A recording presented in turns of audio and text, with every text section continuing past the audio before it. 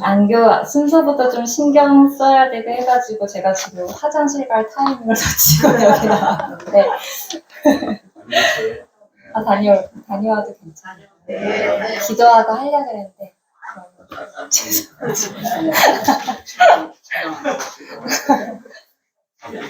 우리 쌩으로 하겠습니다. 쌩으로.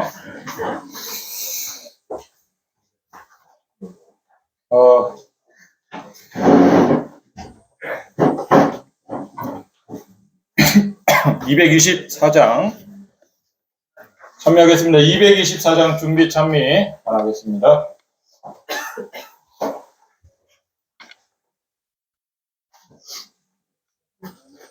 참미 224장.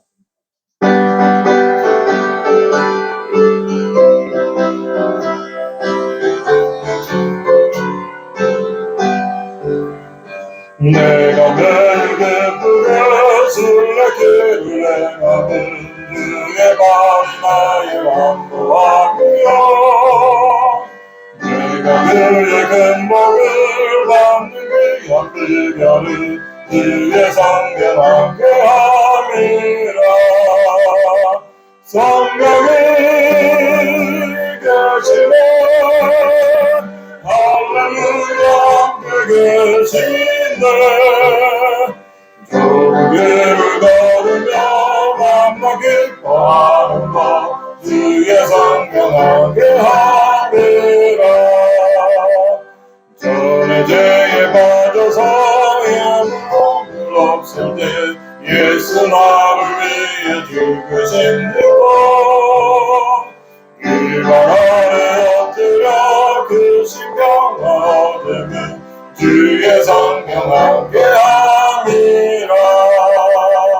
성령이 계시네 할렐루야 함께 하시네. 좋은 길을 걸으며 만나 기뻐하는 것 주의 성령 함께 함이라. 그만하겠습니다.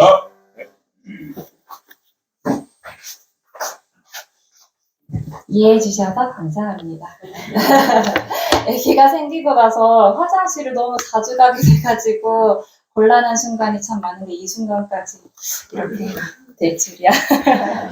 그래도 하나님께서 참고 하지 말고 성도님들을 통해서 다녀오라고 해주신 것 같네요. 이번 주 교과가 마지막 13과 교과였는데요. 주제가 고난당하신 그리스도. 예수님의 어린 생애부터 나오기는 했는데 사실 상당 부분 예수님의 십자가에 대한 이야기였죠. 교과 공부하시면서 많은 유익을 얻으셨으리라 생각합니다.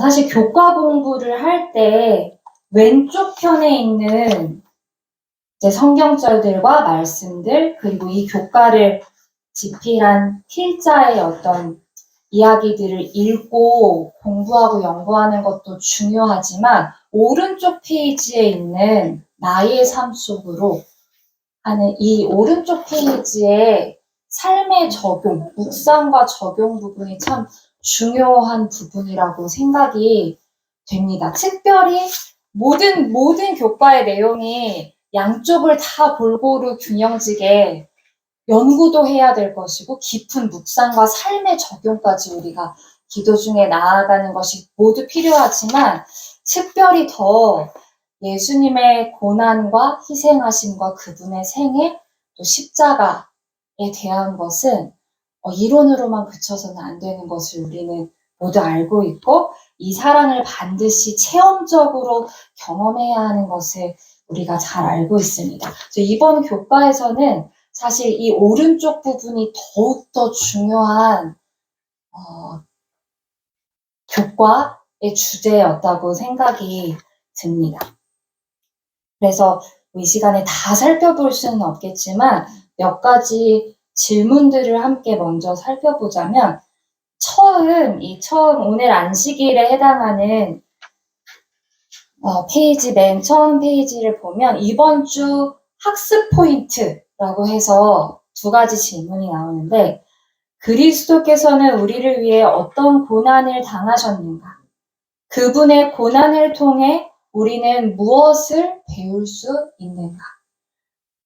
이게 정말로 학습 포인트였던 것 같아요. 이 질문에 대한 답을 우리 각 개인이 어떻게 내릴 것인지를 기도하는 중에 또 답을 얻으시고, 또 그런 교과 공부를 하셨다면 교과 공부를 아주 잘 하신 것이라고 생각이 듭니다. 이 질문 앞에 우리가 어떤 것도 포장할 필요도 없고 어떤 것도 가식적으로 이야기할 필요도 없고 아주 정직하고 솔직하게 그분의 고난을 통해 우리는 무엇을 배울 수 있고 내가 생각하고 느끼는 나에게 알려주시는 예수님의 고난과 희생과 십자가는 어떤 의미가 있는지에 대해서 개인적인 아주 정직하고 솔직한 답을 가지고 예수님께 피하는 한 주가 되셨다면 참 좋았을 것 같습니다.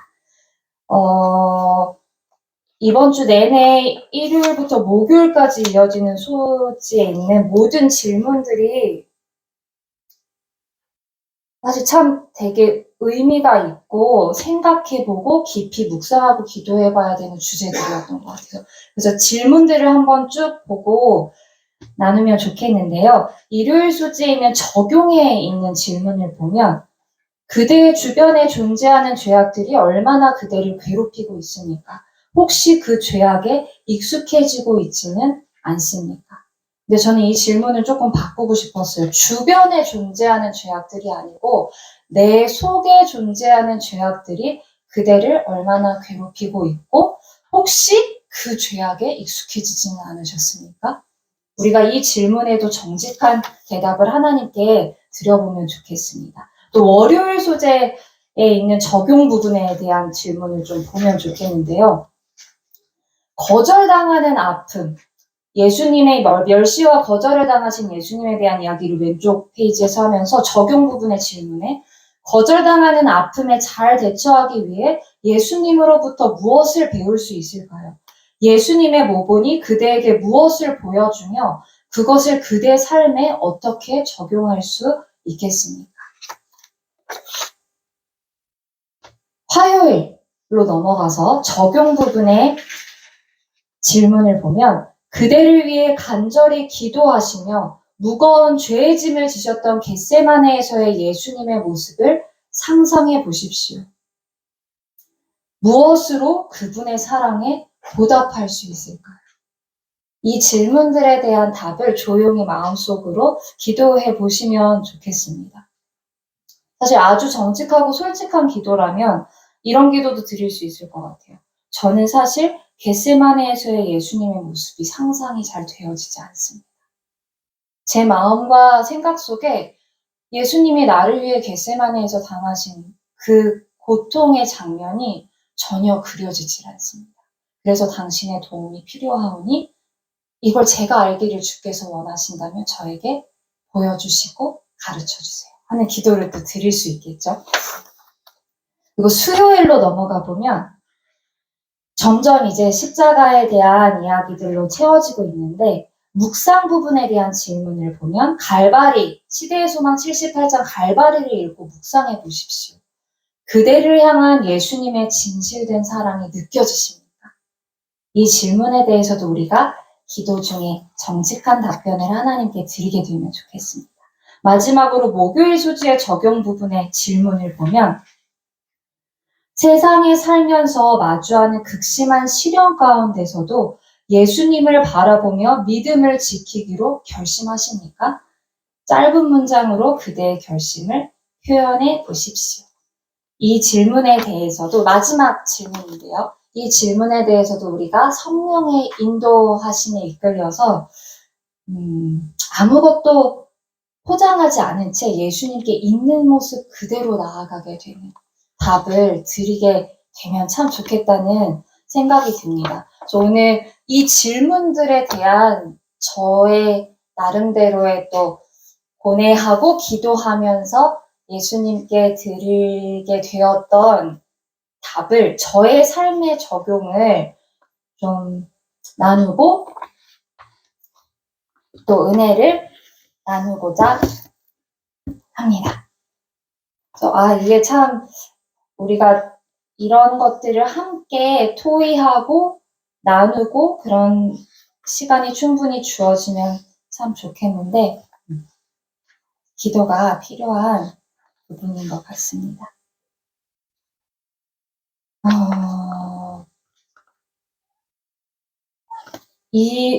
이번 주 교과 예수님의 이 십자가의 장면에 대한 우리가 방금 쭉 읽은 질문들, 결국은 이 예수님의 십자가를 통해서 이분의 고난을 통해서 우리가 무엇을 배울 수 있는가?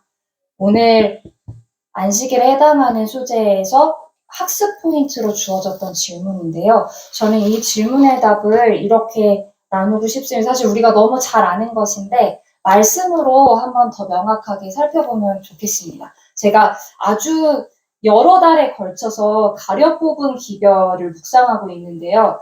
이 큰 제목으로 2장 그리스도의 경험이라는 장을 몇 달이 걸렸는지 모르겠어요. 아무튼 아주 오랜 시간 천천히 깊이 또 꼭꼭 씹어서 묵상을 하느라고 이번 주에 이 전체 장을 다 읽게 되었는데요. 오늘 여기에서 참 교과에 해당하는 좋은 말씀들이 많이 있었는데 그 중에 몇 가지를 함께 나누면 좋겠습니다. 우리가 그분의 고난을 통해서 배울 수 있는 딱 두 가지가 있습니다. 우리가 너무 잘 아는 것인데 사실 우리가 예수님의 고난과 십자가를 통해서 배울 수 있는 것은 그리고 배워야만 하는 것은 우리의 죄악이 얼마나 흉악한지, 내 모습의 본질, 내가 어떤 존재인지, 내가 십자가에서 예수님께 어떤 짓을 저지른 존재인지를 십자가를 통해서 배워야 합니다. 그리고 두 번째는 이런 나를 예수님을 살해한 예수님의 피를 필요로 하게 만든 나 같은 사람을 그분께서 어떻게 대우하시는지 그분의 사랑의 본질을 십자가에서 배워야 합니다. 그래서 이 질문, 그분의 고난을 통해 우리는 무엇을 배울 수 있을까요? 우리는 딱 두 가지를 배울 수 있는 것인데 이게 말씀에 이렇게 나와 있어요. 말씀을 함께 읽어보면 좋겠습니다. 가려 뽑은 기별 106쪽에 나오는 말씀입니다.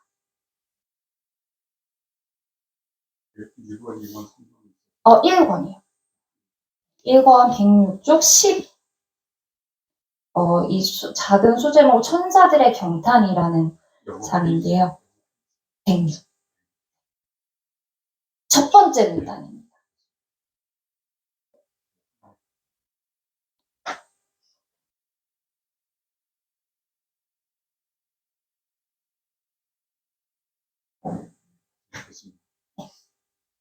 첫 번째 문단에 우리들의 죄의 악독한 특성을 여기서부터 습관을 길러야 할 것이 아닌가 여기까지를 우리 성도님들이 큰 소리로 읽어주시면 좋겠습니다. 우리들은 시작 우리들은 죄의 악독한 특성을 가지고 죄를 가증한 것으로 증오하게 될 때까지 그리스도의 생애에 나타난 극기와 자아 희생에 대하여 명상하는 습관을 길러야 할 것이 아닌가. 여기에도 나와 있듯이 예수님의 십자가를 우리가 보게 될 때 그분의 고난을 통해서 첫 번째 배워야 하는 것은 우리들의 죄의 악독한 특성을 깊이 깨닫고 이 죄를 정말 가증한 것으로 여기고 미워하게 되는 것을 배울 수 있는 것은 십자가뿐이라고 생각이 됩니다. 우리는 그분의 고난과 십자가를 통해서 첫 번째 죄에 대한 깊은 통찰과 깨달음을 배워야만 하고 보아야만 합니다. 두 번째가 바로 연달아서 나오는데요. 그것은 제가 읽어드리도록 하겠습니다. 바로 밑에 문단입니다. 우리가 갈바리의 십자가에 매달리신 여기서부터인데요. 두 번째로 우리가 십자가에서 배워야 하는 것은 너무 명확하게 말씀에 또 써 있습니다. 우리가 갈바리의 십자가에 매달리신 그리스도를 바라보게 될 때에 주님의 자비와 사랑은 영원한 보증이 된다. 네, 우리가 십자가를 통해서 죄의 본질도 보지만 십자가는 절대로 절망과 슬픔으로 끝나지 않았죠. 이런 죄인을 어떻게 취급하시고 대우하시는지 예수님의 사랑과 자비의 진수 또한 십자가에서 나타났기 때문에 우리는 예수님의 품성까지 반드시 십자가에서 배워야만 합니다. 가려부분 기별의 말씀 중에 이것까지 같이 보지는 않을 텐데요. 제가 말씀드릴게요.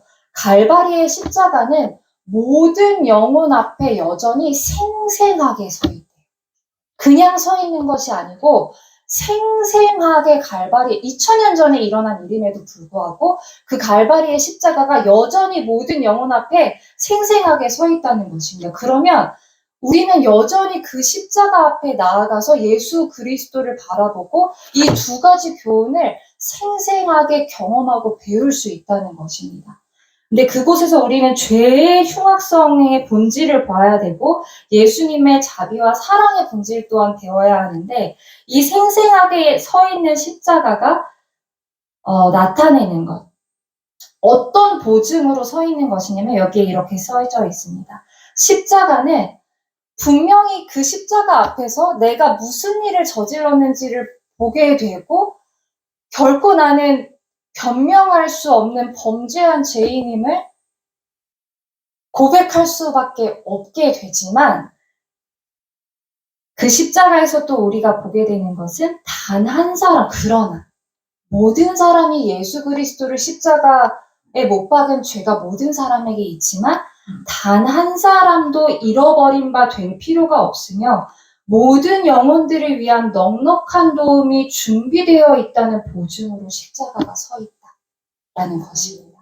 십자가가 생생하게 서서 하는 두 가지 기능.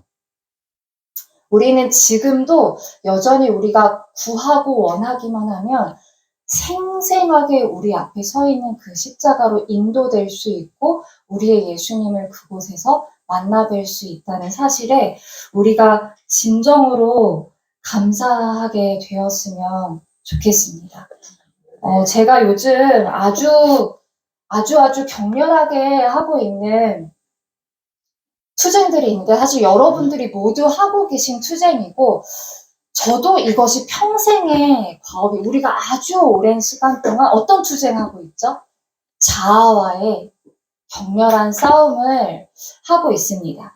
근데 저도 오랜 시간 동안 이 일을 위해서 기도하고 있고 사실 제가 기도하고 있고 우리가 기도하고 있기 때문에 시간이 지날수록 기도하는 횟수가 많아질수록 이 자아를 그냥 조금 고치시고 조금 바꿔주시고 이런 정도가 아니라 그 자아의 뿌리를 뽑으시기 위하여 십자가가 세워졌기 때문에 우리가 이 일을 위하여 기도하면 기도할수록 성령께서 이 기도에 응답하시기 때문에 우리의 자아가 얼마나 끔찍하고 흉악한 모습인지를 점점 더 극명하게 드러내시는 일을 우리가 피할 수 없게 되는 것을 모두가 경험하고 계시죠. 저도 요즘 들어서 더 자주 빈번하게 저의 품성의 결함이 겉으로도 드러나게 되고 안에서도 미처 인지하지 못했던 부분들까지 너무 쉼 없이 인지가 돼서 아주 괴로운 시간들을 사실 요즘 보내고 있습니다. 그런데 감사한 것은 결국은 이런 저의 품성의 결함이 드러나는 이유는 제가 이 문제가 정말로 예수님 안에서 해결되어지기를 원하는 마음을 주님께서 주셨고 저 또한 이 일을 위해서 기도하고 있기 때문에 이걸 정말로 그 끝에 뿌리를 뽑아주시기 위해서 성령께서 해주시는 작업이라고 믿겨지기 때문에 정말 격렬한 투쟁이지만 그래도 희망을 가지고 끝까지 이 투쟁을 멈추지 않으려고 합니다. 근데 요즘 하고 있는 것들은 어쨌든 저의 너무나 차가운 사랑이 없는 모습들,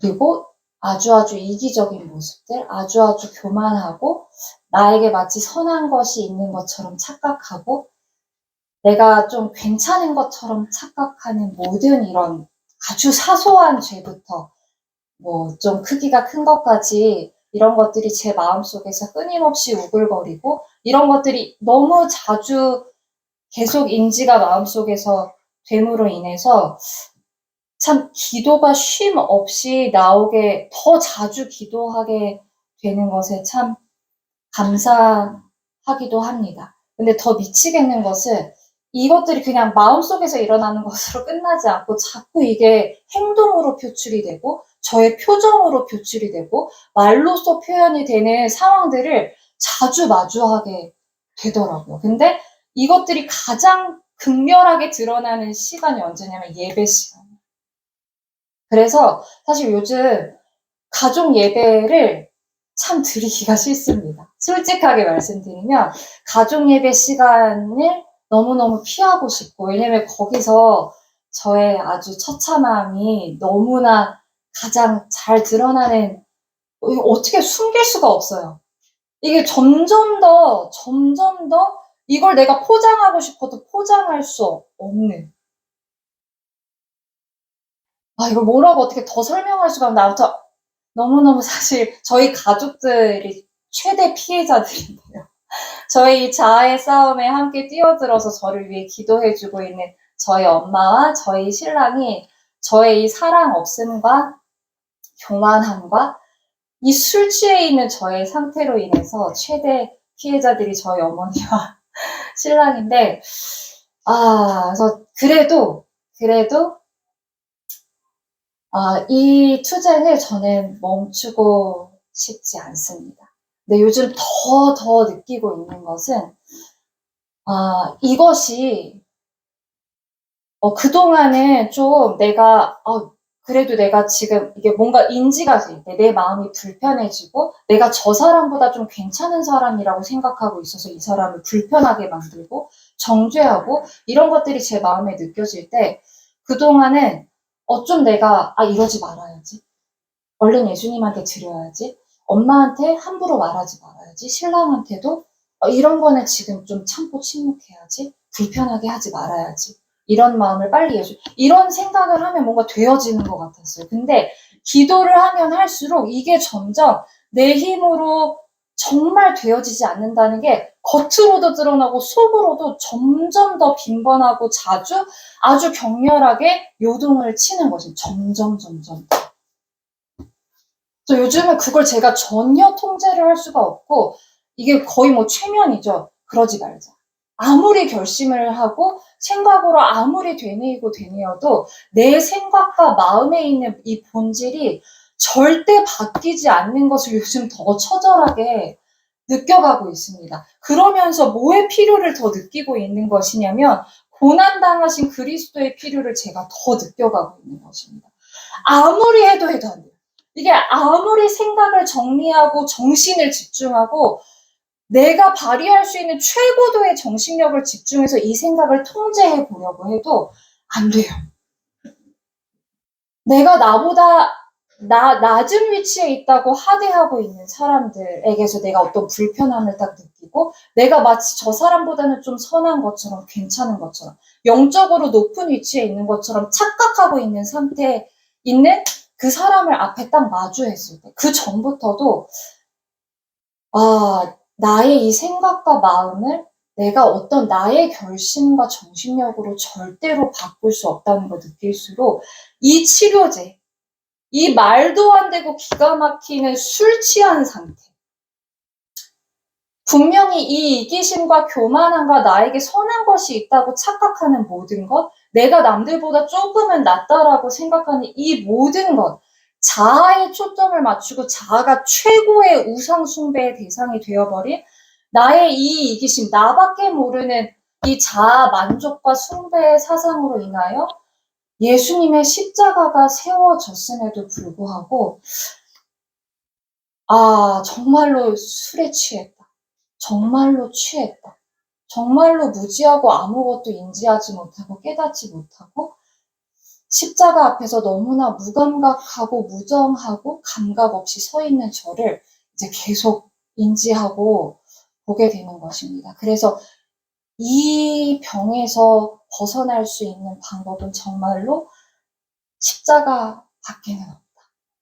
왜냐면 저는 그 죄악들과 너무 하나가 되어서 이 죄악들로부터 정말로 조금이라도 떨어질 수 있는 힘과 능력이 저에게 없고, 이걸 통제할 수 있는 힘이 저에게 없고, 참으로 가족들에게도 결코 사랑을 베풀 수 없고 동정을 베풀 수 없고, 내가 이들보다 더 큰 죄인으로서 십자가는 정말로 나에게 필요한, 내가 그 죄인이다라는 이 인식을 결코 인간의 힘으로 할 수 없는 것입니다. 그래서 요즘 하고 있는 투쟁은 이런 모든 것들이 아주 예민하게 느껴지거든. 진짜 상상을 초월할 정도로 자주 빈번하게 격렬하게 저의 이 죄악들이 인지가 되는데, 그럴 때마다 제가 요즘 하고 있는 투쟁은 만족하지 않는 것입니다. 나의 어떤 생각과 정신력으로 이 사람한테 이 말을 하지 말자. 불편하게 하지 말자. 그래, 내가 지금 사랑이 없으니까 이걸 예수님께 구하자. 조금 더 부드럽게 대해주자. 이런 걸로 만족하지 말자. 조금 내 가족에게 미안함을 느끼는 어떤 그런 것으로 절대 만족하지 말자. 이거는 병이 나은 것이 아니다. 나에게는 오직 이것을 정말로 깨끗하게 하셔서 당신의 품성으로 바꿔주실 수 있으신 예수 그리스도의 피 외에는 나에게는 어떤 치료제도 없다. 그래서 그 투쟁을 계속하고 있는 것입니다. 이런 것으로 만족하지 않고 정말로 성령께서 저에게 임하셔서 저의 마음에 예수님으로 인한 진정한 변화가 일어나기까지, 정말로 성령의 감동하심으로 제 눈앞에 제 마음과 생각에서 예수 그리스도의 십자가가 한순간도 잊혀지지 않는 그 지점까지, 절대로 제가 이런 저 같은 사람을 위하여 돌아가신 그분의 희생을 잃어버릴 수 없고 잊을 수 없는 그 지점까지 정말로 이 예수님을 살해한 나의 모든 자아와 이기심과 교만과 이 모든 죄악들이 그 피로 완전히 정결케 되는 그 지점까지, 이 투쟁을 끝내지 않고 계속해 나가겠다라는 힘을 계속해서 주고 계시고 계속 저를 응원해 주시고 격렬한 투쟁 중에 있지만 분명히 중간중 응답해 주시거든요. 그래서 분명히 이런 저를 변화 주시겠다는 그 약속을 붙들고 제 눈앞에 십자가가 사라지지 않는 그 순간까지 이 투쟁을 멈추지 않기 위해서 끊임없이 기도하고 예수님께 나아가는 이 일을 멈추지 않기로 매 순간 새롭게 결심? 매 순간 새롭게 예수님께 피하는 일을 멈추지 않고 있습니다. 그리고 이런 나의 모든 굴욕이 드러나는 가장 피하고 싶은 가족 예배를 피하지 않는 거예요. 왜냐하면 그 굴욕을 마주해야만 저는 십자가를 잃어버리지 않을 수 있어요. 저의 현실을 보아야만 십자가의 필요를 느낄 수 있고 내 눈앞에 성령에 의해서 십자가가 생생하게 펼쳐지기를 제가 그제서야 간절히 탄원할 수 있고 성령께서 저에게 예수 그리스도를 계시해 주실 수 있기 때문에 이 투쟁을 멈추지 않고 하려고 애를 쓰고 있습니다. 근데 요즘 네. 한 가지 교과 토익 시간이니까 한 가지 질문도 되겠군요. 네네. 제가 뭐 이렇게 브레이크 걸려고 하는 게 아니고 궁금한 게 뭔가 하면 지금 이제 계속적으로 우리 주교사님께서 이제 얼마나 악한 죄인들을 말씀하셨잖아요.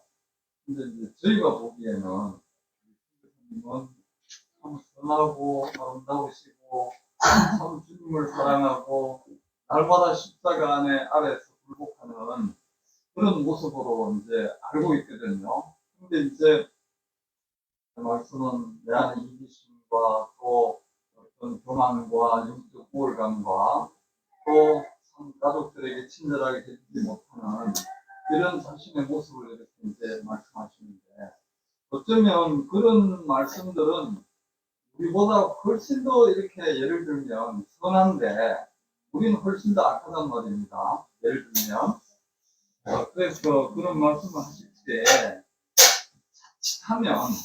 자칫하면 우리가 볼 때는 나보다 훨씬 선한데 나는 참 죄인입니다. 십자가 안에 있어야 됩니다. 그건 영적으로 자신의 수준을 이제 표현하는 거기 때문에 이해가 돼요. 또 한편으로는 우리가 우리의 잘못이나 또 우리의 죄악을 고백할 때 그것이 구체적이지 못하면 사실은 사람들에게 오해를 오히려 나는 의롭습니다 하는 나는 더 의롭습니다 하는 그런 표현들을 있지 않을까 생각하는데 이 부분은 어떻게 생각하십니까? 그럴 수 있다고 생각이 됩니다. 그거는 그래서- 제가 한번 답을 해봐도 괜찮을까요?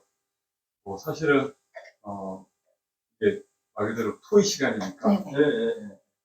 저도 이제 동일한 질문을 이제 며칠 전부터 이렇게 계속 받고 있었는데 그거에 대한 답의 해결책으로 굉장히 오랫동안 이 일을 연구해 왔고 시도해 봤다고 생각하는데 제가 한 예를 들면서 보겠습니다. 지금 인터넷 방송 듣는 분들이나 여기 앉아 계신 분들이 제발 오해 없이 들으셔야 될 건 임 집사가 내 얘기하네 이 생각은 안 해주셨으면 좋겠어요. 왜냐하면 모두에게 일어나는 일이니까. 한 번은 두 젊은이를 만났어요. 이 두 젊은이가 어디로 선교사로 떠날지를 고민하고 있었고 평생 하나님을 위해 살겠다. 거룩한 결심이죠. 명문대를 다니고 있는 청년인데 이거 제가 잠깐 좀 섞겠습니다, 이야기를. 왜냐하면 또 너무 한 사람 자기 얘기라고 생각하고 놀릴 수도 있으니까. 근데 제가 이 분들에게 부탁드렸던 게 뭐냐면 선교지를 내가 하나 정해드려도 되겠냐니까 전화라고 하시더라고요. 오늘 이 시간부로 돌아가서 가족 예배를 회복합니다. 그랬더니 그분들이 하겠다고 했는데 명문대에 다닐 정도면 자기 컨트롤이 매우 잘 되는 사람들이죠. 이러다 보니 집에서 항상 가족들에게 조언을 하는 위치에 있었던 사람입니다. 이 사람이 가족 예배를 시작한 지 2주 만에 그 집에서 모든 성경 연구가 멈춰버렸습니다. 그리고 본인도 낙담해서 더 이상 말씀을 안 읽는 사람이었습니다. 왜냐하면 삶의 것을 조언하는 것은 쉬운데 이게 품성 이야기가 되거든요. 가족들이 내 품성을 다 아는 거죠. 그러다 보니 내가 말씀을 나누는 데 있어서 토론하는 데 있어서는 결국은 어떤 현상이 나타나냐면 너나 잘해 이런 현상이 모든 집에서 나타납니다. 그러니까 가족 예배가 왜 필요하냐면 민낯이 외부에서는 내가 포장을 할 수 있지만 내가 아무리 새벽마다 말씀 묵상을 충실히 하는 사람도 가족 예배를 드리지 않는 사람은 나의 민낯을 볼 수 있는 시간이 없는 거죠. 또 어떤 청년도 있었냐면 본인이 성경을 많이 알고 또 이제 청교로 살아 하려고 했던 사람에게 가족 예배를 드리려고 했는데 이 집은 재밌게도 가족만 모인 게 아니라 외부에서 온 성경 연구하는 사람들도 있었어요. 근데 문제는 똑같아요. 성경을 가르칠 때는 운영이 잘 됐는데 예배를 회복하니까 그들도 2주 만에 깨졌습니다. 왜 깨지냐면 이게 품성의 이야기인 것입니다. 어떤 논리가 아니라 내가 매일에 보여주는 품성. 자, 그런데 방금 이제 우리 목사님께서 주신 질문. 하루에도 여러 번 모여서 성경 연구를 하라라고 했던 이유가 뭔가를 제가 이번 기회에도 좀 더 깊이 생각을 해봤어요. 자주 모이는 사람들은요, 저 사람이 할 때 왜 그렇게 말하는지를 알아요. 근데 자주 만나지 못하는 관계는 충분히 저 사람 자기 장난치 하네, 의로운 척 하네 라고 생각할 수밖에 없다는 걸 제가 요번에 처음 알게 됐어요. 매일 부딪히며 사는 사람들은 저 사람이 이게 이웃사촌의 이야기더라고요. 아무리 혈족이라도 형제자매라도 떨어져서 사는 시간이 한 10년 정도 지나면 옛날의 동생, 옛날의 언니만 기억하고 있는 거예요. 하지만 이웃사촌은 매일 본 겁니다. 매일 부딪힌 거죠. 제가 그래서 이야기를 했습니다. 예를 들면, 저는 이제 솔직히, 죄송하지만 솔직히 얘기할게요. 우리 선교사님과 남편분이 어떻게 싸웠는지를 다 알까요? 네, 상담을 했기 때문에 이분들이 어떻게 싸웠는지 민낯을 다 알아요. 그러니까 이분이 나는 품성의 결함이 많습니다 라고 말하면 저는 그 장면이 다 떠올라요. 죄송하지만 이분들이 체육과 출신이거든요. 그러니까 어떻게 싸웠냐면 저희는 정말로 몸으로 싸워요. 네, 몸으로 싸워요. 네네.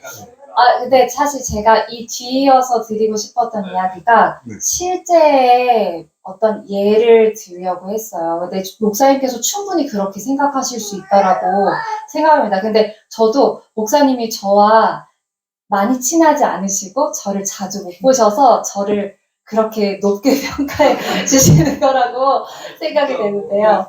근데 제가 이번 사실 추석 때 저희 가정에서 있었던 이야기를 좀, 그리고 저에게 있었던 이야기를 좀 짧게 하고 싶었는데요. 제가 많은 괴로운 마음의 문제들이 있지만 그 중에 하나가 뭐였냐면 저의 마음을 불편하게 하는 사람이 저희 엄마도 있고 저희 남편도 있지만 저희 시부모님이었어요. 근데 이번에 추석 때 저희는 한 달에 한 번은 무조건 시댁에 가고 명절이든 아니든 그냥 거의 두 번 이상 이렇게 가거든요. 근데 저희는 시댁에 가는 목적이 딱 하나입니다. 예배드리고. 솔직하게. 왜냐면 저희 어머니 아버지와 예배가 전혀 잘 되어지지 않기 때문에 이 가족의 예배를 회복하고 싶어서 갑니다. 그리고 전 시댁에 가면 잠을 못 자는데 사실 기도하느라고 잠을 못 자요. 왜냐면 그곳에 갔을 때 제가 이 어머님 아버님 앞에서 너무나 쉽게 무너질 수 있는 사람이라는 것을 점점 더 인식해가고 있기 때문에 하나님의 일을 방해하고 싶지 않고 내가 했던 말들, 내 표정들 이런 걸 하나하나 하나님께 점검받고 시댁에 가서 자는 밤이면 이제 그런 일들을 밤새도록 하는 것입니다. 깨어있지 않으면 내가 이분들께 무슨 일을 저지를지 모르니까. 그런데 이번에 추석에 가기 전쯤에 어떤 일들이 막 있었는데 저희 아버님, 어머니께서 거의 2년 가까이 이 예배 회복을 거절하고 계세요.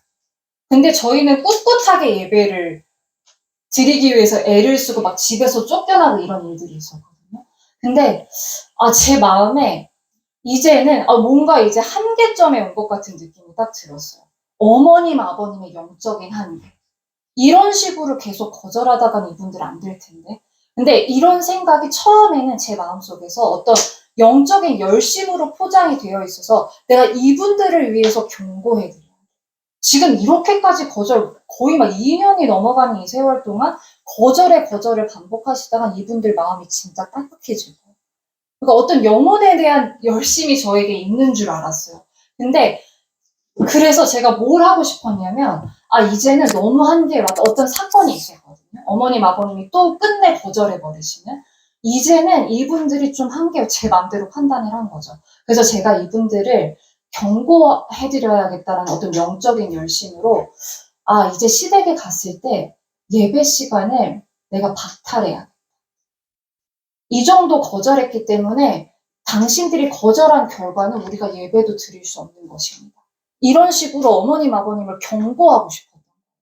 당신들의 거절의 결과가 얼마나 무서운지를 인간적인 방법으로 경고하고 싶은 마음이 들었는데 이게 처음에는 영적인 열성으로 포장되어 있어서 하나님께서도 그 일을 원하신다고 제가 자꾸 제 마음속으로 그런 막 주문을 걸고 있어요. 제 맘대로 해버리고 싶으니까. 근데 제가 이 계획을 제 뜻대로 실행하려고 했을 때 찝찝함을 느끼게 하셨어요. 이대로 하면 안 될 것 같은. 그래서 제가 그때부터 지금 하고 있다고 말씀드렸던 투쟁을 계속하기 시작했습니다. 저도 제대로 알지 못하는 제 본질, 이 생각의 진짜 모습을 하나님 가르쳐주세요. 제가 지금 왜 찝찝하죠? 저희는 열심을 다해서 이분들에게 예배드리자고 계속해서 하나님의 초청을 전했는데 끝끝내 거절하신 이분들이 걱정되고 염려가 돼서 이제는 경고를 드리고 싶은데 그때가 되었다라고 생각이 되어지는데 이거 왜 막으시는 것 같죠? 제 생각의 본질을 하나님 가르쳐주세요. 근데 이제 그때부터 포장지를 하나씩 벗겨주기 제가 동의해드렸기 때문에 알려달라고 했기 때문에 포장지를 벗겨주시는데 아버님, 어머님이 제 마음에 들지 않는 것입니다. 제가 하는 호소에 반응하지 않는 이분들, 심지어 저에게 며느리에게 하면 안 되는 이야기들을 막 퍼붓고 집에서 쫓아내시고 저희들 정말 많은 수모라고 하기도 좀 그렇지만 여러 가지 일들을 당하면서 그게 사실 저는 너무 억울하고 너무너무 그 어머님, 아버님이 마음에 들지 않아서 경고하고 싶어도 무슨 말씀이 자존심이 상하고 이제는 더 이상 그만하고 싶다라는 마음이 있었던 것입니다. 근데 더 나아가서는 어떤 게 있었냐면 하나님이 마음에 들지 않았어요. 이분들을 끝까지 인내하시고 강제하지 않으시고 사랑으로 대하신 하나님의 방법이 마음에 들지 않았어요.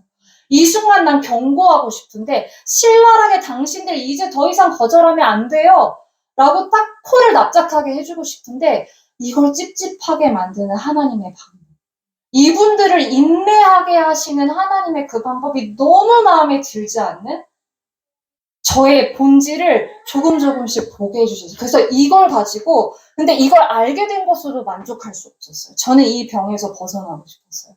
그래서 이걸 가지고 끊임없이 정말로 내가 머리가 아니라 내가 이런 악한, 사실 진짜 마귀 같지 않나요? 이거를 영적인 열심으로 포장해서 그걸 막 주문을 걸어서 마치 하나님의 뜻인 것처럼 그분들을 내 맘대로 하고 하나님을 앞서서 내 뜻대로 하려고 하는. 근데 이걸 내가 가슴으로 정말로 이 죄를 미워하게 되는 그 지점까지 이르지 않는 이상 저는 기도를 멈출 수 없었어요. 이 일을 가지고 계속 기도를 하고 있었는데 이번 추석 때 어떤 일이 있었냐면 여전히 이 문제를 가지고 기도하고, 왜냐면 그날도 저는 예배 드리고 싶지 않았거든요. 그들에게 어머님, 아버님에게 총을 쏘고 싶었습니다. 당신들 경고야. 옐로 카드 2장 날라갔어. 이제는 레드 카드야. 이거를 하고 싶은 마음이 막 올라오는데 이걸 가지고 여전히 투쟁 중이었어요. 그래서 밤을 지새우고 하루 자고 그 다음날 아침에 이제 말씀을 보는데 이런 말씀을 보게 되었습니다.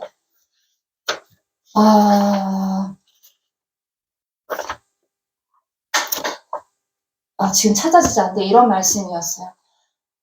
제7일 안식일 예수 재림 교인들이 바야흐로 문둥병과 같은 이기심에서 그들의 영혼을 정결케 할 것인가?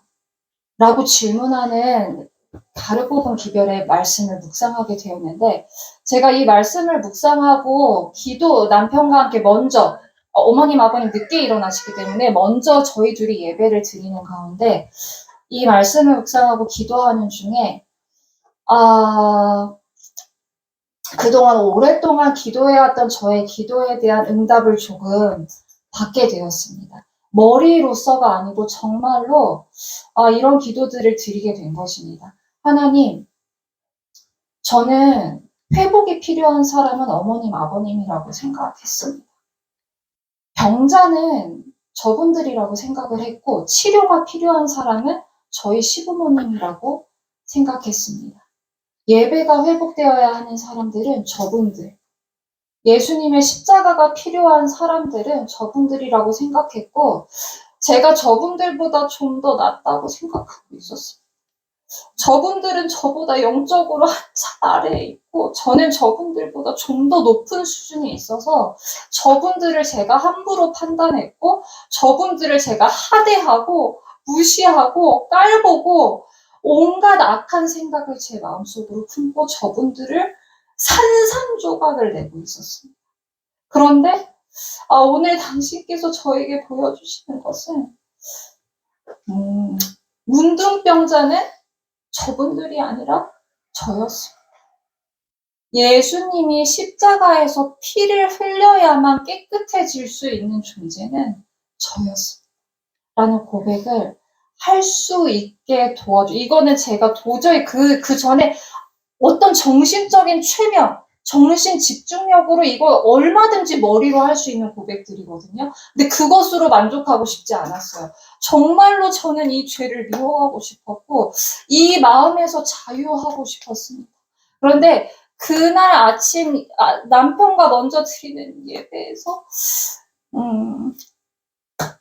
예수님의 정결케 하시는 피가 저의 그 피가 저분들을 정결케 해야 되는 것이 아니라 정말 이 처절한 문둥병, 너무나 끔찍하고 예수님의 피가 아니면 닦아지지 않는 이 병에서 제발 고침받고 싶고, 이 십자가가 저뿐만 아니라 저분들을 위해서도 이 십자가가 세워졌는데, 주님께서 사랑을 쏟아 부어주신, 생명을 주신 이 존재들을 저도 주님과 같은 마음으로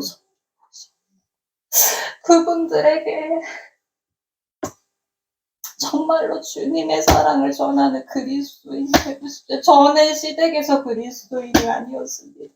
저는 문둥병자예요. 문둥병이 여러분 뭔지 아시죠? 쳐다볼 수도 없고 만질 수도 없고 가까이 갈 수도 없는 치명적인 병이 문둥병입니다. 그런데 그 병자가 저라는 사실을 그날 아침에 성령께서 저에게 보여주셨고, 근데 이 절망으로 절대 이 절망으로 끝나지 않아요. 저의 기도는 이걸로 맞춰졌습니다. 예수님, 당신께서 이미 저를, 이런 저 같은 사람을 위해서, 저의 문둥병이 고쳐지려면 당신의 피밖에는 치료제가 없었는데, 이런 저를 내치지 않으시고 이런 저를 위해서 물과 피를 이미 흘려주셨으니, 그리고 사셔서 그 피로 여전히 저를 위해 중보하고 계십니다. 그 피로 저를 고쳐주시옵소서. 저를 정결케 하시고 깨끗게 되어주시옵소서. 이 기도로 저의 기도가 맞춰지게 됐어요. 그래서 십자가는 절대 절망으로 끝나지 않는다는 거예요. 우리는 우리를 정결케 하시기 위해서 피를 흘리신 예수 그리스도의 품성을 그곳에서 볼 수 있고, 정말로 그분을 우리의 생명과 치료자로 받아들이고 영접할 수 있다는 것인데, 이 일이 일어난 후에 저희 가정에 무슨 일이 일어났냐면, 저희 아버님이 그날 아침에도 늦게 일어나셔서 거의 점심 먹기 직전에 일어나시거든요. 그래서 진짜 우리 가정 예배가 드려지려고 하는데, 그날도 저희 아버님은 항상 이런 식이십니다.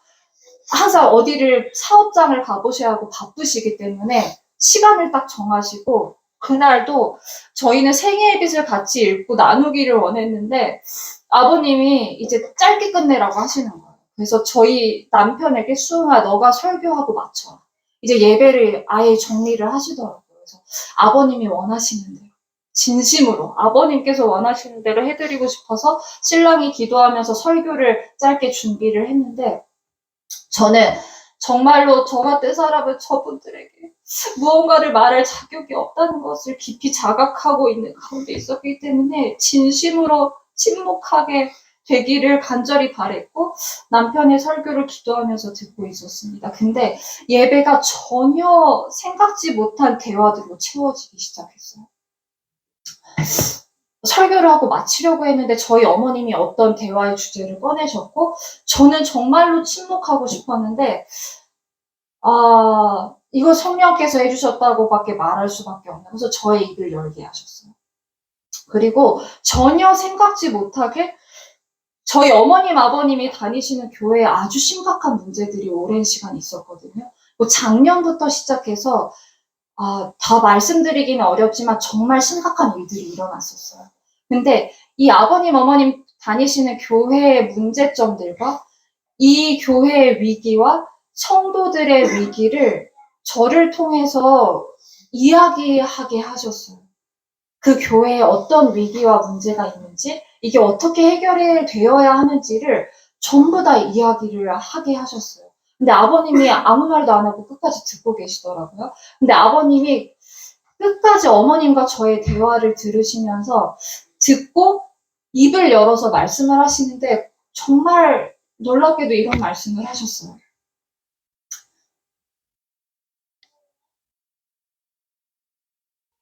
우리 교회에 이런 위기가 찾아오고 이런 문제가 생기게 한 사람이 나인 것 같아요.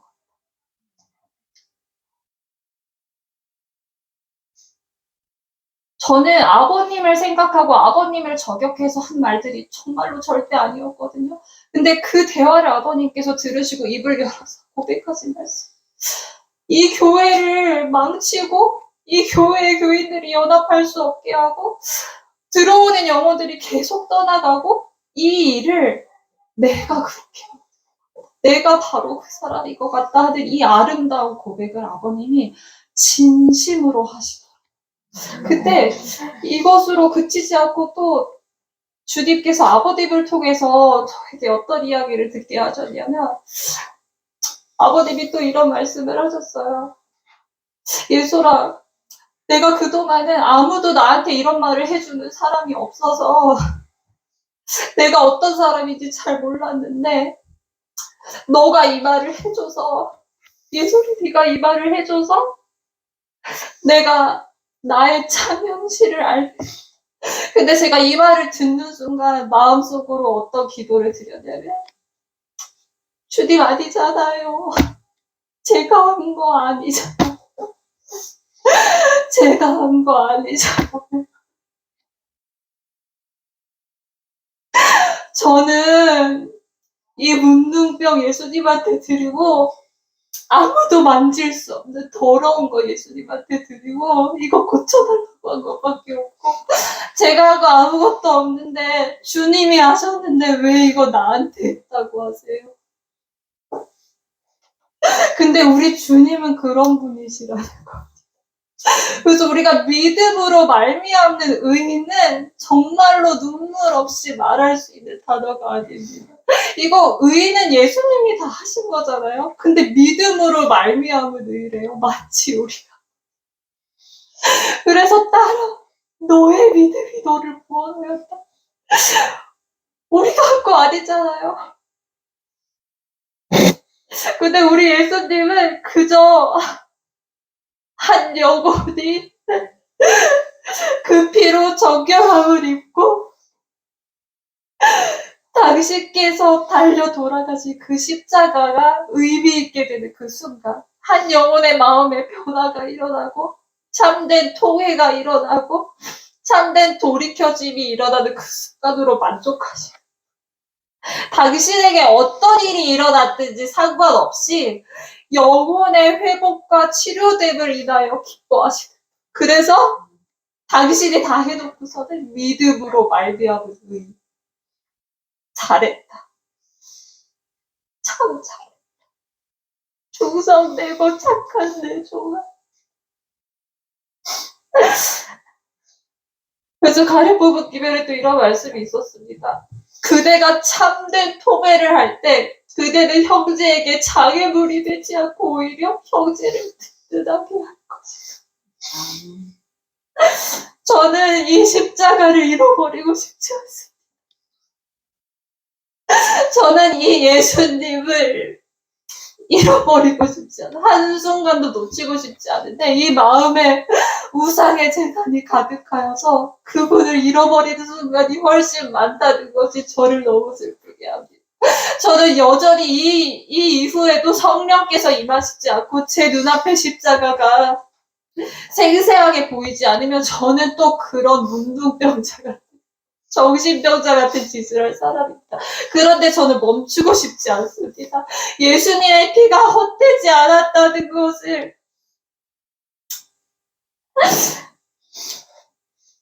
그분께 참으로 말씀드리고 싶습니다. 그 피로 정말 정결케 되어서 한순간도 십자가를 잃어버리지 않으므로, 이 마음의 우상의 제자들이 모두 그 피로 정결케 되므로, 당신의 십자가에서 나 같은 사람을 위하여 흘리신 피가 절대 헛되지 않았다는 걸 그분께 말씀드리고 싶습니다. 왜냐하면 그게 그분의 소원이고 그분을 기쁘게 해드리는 유일한 일이기 때문입니다. 그래서 우리가 이번 일주일 내내 나눴던 거, 개인의 골방, 이거 사실은 그렇게 오해하실 수 있지만 제가 잘났다는 이야기를 하는 것이 정말로 아닙니다. 개인의 골방에서 십자가가 세워지면 가정에서 십자가가 세워지면, 그런 개인이 모인 가정의 예배에서 십자가가 세워지면, 그런 가정이 이 교회에 모이면 이 교회에 생생하게 십자가가 세워지는 것입니다. 우리 모두에게는 지금 생생하게 세워진 십자가가 필요합니다. 우리가 무엇으로 그분께 보답해 드릴 수 있는가? 하나 되는 것입니다.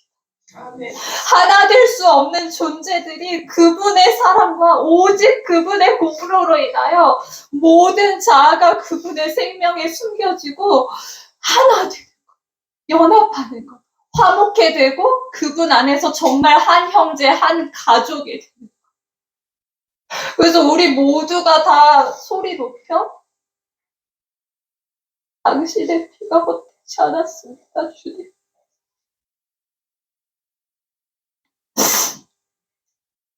그분의 이 고난과 희생과 공로를 옹호해 드리는 것.